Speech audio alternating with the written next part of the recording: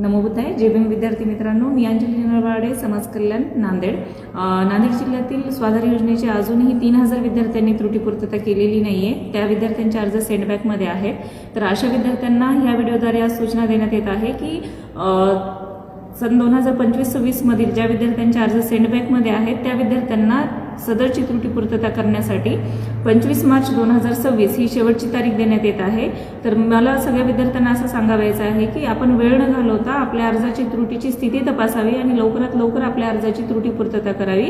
आणि त्रुटीपूर्तता करत असताना आपले मार्कशीट जर 2024चे असतील तर त्यानंतरचा गॅप त्याच्यासोबत जोडायचा आहे, केवळ मार्कशीट जोडायची नाहीये. त्याचबरोबर आपले उत्पन्न, रहिवासी, कास्ट, आवश्यक जे काही डॉक्युमेंट्स आहेत ते ओरिजिनल आणि व्यवस्थितरित्या अपलोड करणं गरजेचं आहे.